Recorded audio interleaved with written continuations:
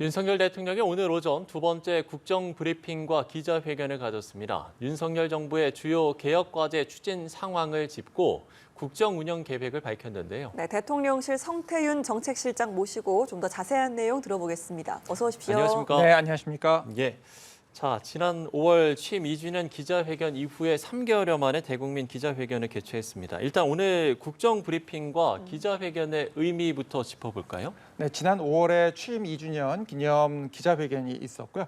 6월에 동해 심해가스전 국정 브리핑에 이어서 이번에 그동안의 경제, 사회, 외교 성과를 설명드리고 4대 개혁, 저출생 대응 등에 대한 앞으로의 주요 과제를 설명하면서 국민들께 적극적인 협조와 동참을 부탁드리는 의미가 되겠습니다. 네. 또 특히 이제 경제 성과에 있어서 최근에 해외 유수기관에서도 인정하는 성과가 좋아진 부분들이 있고 국가 채무가 안정적으로 관리되고 있는 부분, 그리고 건전재정의 기조하에서 약자 복지가 구현되고 있는 부분, 또 한미 동맹을 중심으로 글로벌 중추 국가로 도약하고 있는 부분, 그리고 앞으로 이제 4대 개혁, 연금 개혁, 의료 개혁, 교육 개혁, 노동 개혁을 계속 추진해 나가는 논의들, 이런 부분들에 대한 국민들에게 이제 설명을 드리는 그러한 자리였다고 보시면 되겠습니다. 예, 역시나 오늘 회견에서 비중이 좀 실렸던 부분이 정부의 주요 개혁 과제이기도 한 의료 개혁이었는데요. 그동안의 추진 경과나 또 앞으로의 계획에 대해서 말씀을 좀 해주실까요? 네, 급속한 고령화와 의료 수요의 증가에 따라서 이에 대한 대비로서 2025학년도 그리고 2026학년도 의대 정원에 대한 이제 공표가 마무리되었고요. 2025학년도 의대 신입생 모집이 차질 없이 진행이 되고 있습니다. 또한 중요한 것은 지역과 필수 의료를 살리기 위한 개혁 과제라고 할 수 있는데요. 지난 4월에 의료개혁 특별위원회를 발족해서 의료 인력의 양성, 지역 필수 의료를 강화하는 부분, 공정한 보상 체계를 확립하고 의료 사고와 관련된 안전망을 구축하는 작업들이 현재 이루어지고 있습니다. 그리고 기존에는 의료와 관련된 부분을 건강보험에만 의존해 왔었는데 이런 데서 벗어나서 국가가 책임을 지고 이에 적극적으로 역할하기 위한 작업들을 하고 있고, 이에 따라서 국가 재정을 10조 원, 향후 5년간 지원해서 전체적으로는 한 20조 원 이상이 의료와 관련돼서 추가적으로 국민 지원에 사용될 수 있도록 하는 내용들이 발표되었다라고 보시면 되겠습니다. 예. 그러면 기존 의사 증원 방침은 유지된다는 입장인 겁니까? 네, 그렇습니다. 의료개혁은 모든 국민이 어느 지역에서나 안심하고 치료받을 수 있도록 하기 위한 것이고요. 지방시대를 열기 위한 핵심적인 요건이다라고 볼 수 있겠습니다. 그중에서 이제 의대 증원은 의료개혁의 필요 조건이라고 볼 수 있고, 계속해서 이제 의사분들의 부족에 대한 논의가 있었기 때문에 현재 의사 수는 과학적 근거를 바탕으로 추진되고 있는 증원 작업이라고 이해해 주시면 될 것 같습니다. 네. 물론 이제 이에 대해서 다른 의견을 가지고 계신 분도 있기 때문에 과학적인 근거를 갖고 합리적이고 통일된 대안을 제시한다면 2026년도 이후 정원에 대해서 열려 있는 부분은 여전히 유효하다라고 보시면 되겠습니다. 알겠습니다. 연금 개혁 방안도 윤곽을 드러냈습니다. 세대 간의 형평성을 제고하고 또 자동 안정화 장치로 고갈 시점을 조절하는 게 골자를 읽히는데요. 21대 국회에서 논의해온 연금 개혁 방안과는 어떤 차별점이 있는지도 궁금합니다. 네, 지난 21대 국회에서는 주로 이제 보험 요율하고 소득 대체율 같은 모수를 일부 조정하는 부분에 대한 논의였고요. 그러다 보니까 국민연금의 이제 시점, 기금 소진 연도를 증가시킨다 하더라도 한 8, 9년 늘리는 정도에 불과했고, 그렇게 되면 특히 젊은 세대들이 제대로 국민연금을 받을 수 있을지에 대한 우려가 있었다라고 볼 수 있겠습니다. 그래서 이제 이번에 대통령께서 말씀을 하신 거는 연금 개혁은 기본적으로 장기적으로 지속 가능한 형태여야 되고, 또 미래의 청년 세대가 공감할 수 있어야 되고, 노후 소득을 두텁게 보장할 수 있어야 된다라는 취지가 가장 중요한 원칙이 되겠습니다. 따라서 현재 보험료율하고 소득 대체율을 조정하는 모수 조정과 함께 기금 수익률을 제고하고, 특히 자동 안정화 장치를 도입해서 인구 구조 변화에 따른 연금 재정 불안 요소를 관리하고 빈번하게 모수를 바꿔야 되는 일에 대한 사회적 비용도 방지하는 구조적인 부분을 안정화시키는 부분이 필요하다고 보여지고요. 또한 보험료를 가장 오래 내고 또 가장 많이 내지만 연금을 가장 늦게 받게 될 미래 세대 청년들이 되겠죠. 이분들의 보험료 인상 속도 조절을 통해서 세대 간의 공정성을 확보하겠다는 내용이 담겨 있게 되겠습니다. 그뿐 아니라 이제 노후에 은퇴하신 분들의 소득을 보장하기 위해서 다양한 연금 제도를 같이 설계해서 이분들의 노후 소득 보장도 이루도록 한다는 개념이 되겠고요. 이에 따라서 기초연금은 월 40만 원까지 인상하고 기초 생활수급 노인분들에게 전액 기존에는 삭감됐습니다. 기초연금이. 예. 이 부분도 추가 지급하는 형태로 해서 서민분들을 두텁게 지원하고 퇴직이나 개인연금이 중산층의 노후에 안정적인 소득이 될 수 있도록 각종 제도들을 개선해 나가는 부분까지 포함한다라고 보시면 되겠습니다. 예. 그런가 하면 이제 청년층에 비해서 중장년층의 연금 부담이 커지다 보니까 이게 이제 퇴직 등으로 생계가 취약한 가운데 어려움을 더할 수 있지 않을까 이런 우려도 나오는 것 같습니다. 이에 대한 보관도 있습니까? 일단 현행 연금 제도는 청년 세대에게 불리하게 설계되어 있다고 볼 수 있습니다. 따라서 세대 간 공정성을 확보하는 작업은 필요하다고 보여지고요. 특히 청년 세대로 갈수록 이 실질 소득 대체율이 낮아지면서 불리한 부분이 있기 때문에 이 부분은 개선을 하는 것이 공정하다라고 볼 수 있을 것 같습니다. 그렇지 않으면 기존 제도의 혜택을 받는 중장년 세대하고 그렇지 못한 청년 세대의 부담과 급여 간 형평성을 확보할 수 없기 때문에 이 부분에 대한 개혁 작업이 필요하다고 보여지고 그런 의미에서 중장년층도 수용 가능한 범위 내에서 차등 방안을 최대한 제시하고 사회적 합의를 이루어서 청년들이 부당하다고 느끼지 않도록 하는 것이 중요하다고 보여지고요. 또 말씀드린 것처럼 국민연금뿐만 아니라 기초연금, 퇴직연금, 개인연금 등 다양한 제도를 함께 개혁하고 혁신해서 여러분들이 실제로 은퇴 생활 시점에서 안정적으로 소득이 보장될 수 있도록 만들어가겠다. 이런 취지로 이해해 주시면 감사하겠습니다. 알겠습니다. 다음 내용도 짚어보겠습니다. 부동산 가격이 또다시 급등 조짐을 보이고 있습니다. 요즘 부동산 시장은 어떻게 평가를 하시는지 또 집값 안정화 방안에 대해서도 궁금하고요. 네, 최근 부동산 시장이 서울 수도권 주요 지역을 중심으로 특히 신축 아파트 중심으로 상승세를 보이고 있었고요. 이러한 부분에 대응하기 위해서 88 대책으로 추가적인 과감한 공급 대책이 발표됐고요.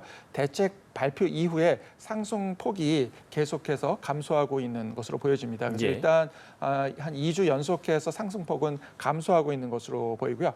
특히 기존에 이 7월, 8월에 상승했던 부분은 임대차 입법과 같은 인위적인 가격 규제가 있는 부분, 이 부분이 이제 시장을 왜곡하면서 신규 전세 가격을 상승시키는 부분이 있습니다. 그래서 이제 이 제도 자체를 지금 바꾸지는 못하고 있지만 추가적인 공급 대책을 통해서 충분한 주택을 공급함으로써 가격을 안정화시키려는 노력을 하고 있다. 이렇게 보시면 되겠습니다. 오늘 국정 브리핑에서 말씀 나온 것처럼 수도권에 향후 6년간 연평균 7만 호를 추가 공급해서 과거 평균 대비 약 11%의 물량을 확대한 것으로 보시면 되겠습니다. 그래서 수도권에 기본적으로 6년간 한 42만 호 이상 되는 주택을 공급하는 내용으로 보시면 되겠고요. 이러한 과감한 공급 대책은 효과가 있을 것으로 생각이 되고 또한 9월 1일부터는 스트레스 DSR 2단계가 시행되기 때문에 수요 역시 일정 부분 관리하면서 전반적인 부동산 시장을 안정화시킨다라고 보시면 되겠습니다. 또한 입법 과정에서 일부 필요한 부분도 있기 때문에 국회에서도 좀 이 부분에 협조를 해주심으로써 안정화되는 부동산 시장에 도움을 주시기를 또한 요청드린다라고 말씀드릴 수 있겠습니다. 예. 민생 현안에서는 가장 이제 와닿는 문제가 물가 경제 문제일 것 같은데 그동안의 경제 정책 추진 방향 그리고 서민들의 어려움을 덜어줄 대책은 어떤 것들이 있는지 설명해 주시죠. 네, 우리나라의 경제 성장률은 전년 동기 대비해서 1사분기에 3.3%, 2사분기에 2.3% 성장을 했고요. 실제로는 매우 높은 성장률이라고 볼 수 있습니다. 특히 주요 선진국가 대비해서는 높은 성장률을 보이고 있고 최근에는 주요 경제 예측 기관들 역시 우리나라의 경제 성장률을 더욱 높이기도 했었습니다. 또한 수출의 경우에도 10개월 연속 플러스를 보이고 있고 금년 목표가 한 7천억 불 정도 되는데 이것을 향해서 순항 중에 있다 이렇게 보실 수 있겠습니다. 특히 우리나라의 1인당 GNI, 즉 국민소득이 되겠는데 이 국민소득은 작년에 우리가 이미 일본을 넘어섰고 올해 수출도 일본에 넘어서거나 거의 육박하는 상황이 될 수 있고 오늘 브리핑에서도 이야기하신 것처럼 한 5대 수출 국가로서 세계 최고 수준으로 성장할 수 있는 상황이라고 볼 수 있겠습니다. 다만 이제 그동안 물가가 충분히 안정화되지 않았던 부분이 있었습니다. 예. 그런데 이제 최근 들어서는 여러 노력들을 통해서 7월에 2.6%로 내려옴으로써 4개월 연속해서 2%대로 안정화되고 있고요. 추세를 보여주는 이제 근원 물가가 있습니다. 이거는 9개월 연속해서 2%대로 하향 안정 흐름을 보이고 있기 때문에 국민들께서도 체감하실 수 있는 변화가 이루어질 수 있다고 보여지겠습니다. 네. 또한 이제 역대급의 외국인 직접 투자가 이루어져서 2024년 상반기에 153억 불로 높은 성과가 있었고요. 올해 목표가 한 350억 불 정도 되는데 이거 역시 달성할 수 있을 것으로 보입니다. 외국인 주식 투자 같은 경우에는 2020년과 2021년에 2년 연속해서 20조 원 넘게 순매도, 즉 외국인들이 더 많이 팔고 나가는 우리나라 주식시장을 떠나는 상황이었는데 이제는 완전히 바뀌어서 윤석열 정부 출범 이후 이제 이 기조가 변환되면서 2023년에는 10.5조 원 정도 순매수로 전환한 상황이고요. 현재도 9개월 연속해서 순매수를 기록하고 있는 상황이어서 한국 경제에 대한 향후 전망이 비교적 밝은 것으로 이해할 수 있겠습니다. 네, 정부의 큰 고민 중에 하나가 인구 위기, 저출생일 텐데 여기에 대응하기 위해서 인구전략기획부가 출범을 앞두고 있습니다. 시기가 좀 정해졌을지도 궁금하고요. 또 범정부적 컨트롤 타워가 될 걸로 보이는데 어떻게 운영이 될지도 말씀을 좀 해주실까요? 일단 이제 대통령실 내에 저출생 대응 수석실을 신설해서 각종 정책 대응을 하고 있고요. 또 저출산 고령화 위원회를 통해서도 대응을 하고 있습니다. 예. 그렇지만 이제 또 보다 더 체계적인 정책을 추진하기 위해서 인구전략기획부를 신설을 위한 법안을 국회에 7월 11일 제출한 상황이고 국회에서 관련 법이 통과되면 곧 출범할 수 있을 것으로 생각됩니다. 따라서 이제 그러한 의미에서 조속한 법안 통과를 위해서 역시 국회에서 협조해 주시기를 부탁드린다고 볼 수 있고요. 이 인구전략기획부는 인구정책 전반에 대한 전략기획, 조정에 집중하는 일종의 컨트롤 타워라고 보시면 되겠습니다. 예. 우리나라 경제 성장을 이룩하기 위해서 국가경제 사회발전 종합계획을 수립하고 운영했던 일종의 경제기획원과 유사한 모델로 이해를 해주시면 되겠습니다. 그래서 종합적인 정책 기획 기능과 함께 저출생 관련된 예산의 배분 조정 권한도 갖게 될 것입니다. 다행스러운 거는 지금 이제 이러한 정책적인 노력들이 이루어지면서 2024년도 2분기에 출생아 수가 전년 동기 대비해서 1.2% 증가를 했고요. 출산으로 이어질 수 있는 혼인 건수 역시 2024년 1분기에 0.4%, 2024년 2분기에 17.1% 증가하고 있어서 매우 긍정적인 신호로 생각이 됩니다. 왜냐하면 우리나라는 그동안 계속해서 출생아 수가 감소하고 혼인도 감소하는 상황이었는데 이제 올해 들어서 이 상황들이 반전되고 있는 것으로 보이기 때문에 이러한 추세가 일시적으로 그치지 않고 지속적으로 이어질 수 있도록 보다 집중적인 노력을 해 나가야 될 것으로 생각됩니다. 예. 자, 끝으로 세제 개편안에 대한 내용을 짚어볼 텐데요. 정부가 금융투자소득세 폐지, 또 상속세 최고세율 완화 등을 내용으로 하는 세제 개편안을 내놨는데 지금 야당에서는 이제 부자 감세다 이렇게 좀 지적을 하고 있는 상황입니다. 이에 대해서 어떤 입장인 겁니까? 근본에 나온 상속세 개편안은 과도한 세부담 문제 그리고 해외 사례들을 종합적으로 감안해서 우리나라의 넓고 오래된 세금 제도를 합리화하는 과정이라고 이해해 주시면 되겠습니다. 네. 우리나라 상속세율은 명목세율이 50%로 세계 2위 수준이고요.